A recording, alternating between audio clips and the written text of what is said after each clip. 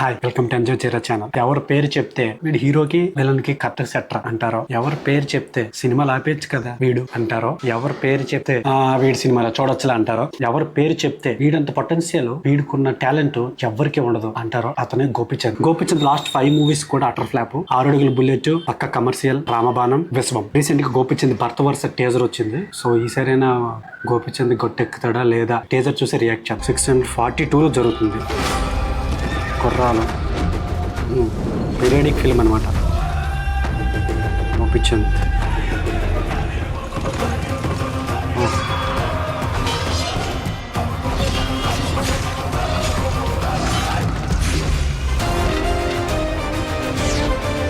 మళ్ళీ సేమ్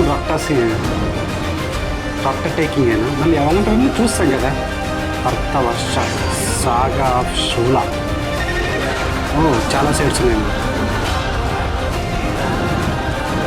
ఇంకా ఫేస్ ఏంటి రా, ఫేస్ ఇక్కడ నాకు నచ్చలేదు. ఎక్కడదే ఫార్వర్డ్ చేద్దాం ప్రతికి.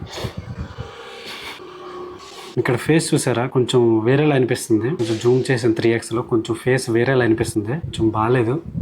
చూద్దాం సినిమా ఎలా ఉంటుందో. ఎవరికి హిట్ రాకపోయినా గోపిచంద్కి మాత్రం ఒక హిట్ అయినా రావాలని ఎప్పుడు కోరుకుంటాను ప్రతి సినిమాకి. ఈసారి టీజర్ వచ్చింది బాగుంటదని అనుకున్నాను. But same taking. ఆ సీన్ చూసారా, సోలాలు పొడిచింది ఆ సీన్ కాటేరం లాగా మళ్ళీ సేమ్ యాస్టేజ్ రొట్టలాగా పెట్టున్నారు. భరత వర్ష అంటే మన ఇండియా సబ్ కాంటినెంట్ కి ముందు పేరు ఇలా పిలిచేవారు, పురాణాల్లో ఇలా పిలిచేవారు. సో దానికి పేరు పెట్టి మనోడు గోపిచంద్ లాగా ఉంటాడు. ఒకసారి రా, నిజంగా రా ఒకసారి ఆగండి చూపిస్తాను. ఏ రాజా అయ్యా, హలో, సిగ్గుపడుతున్నాడు.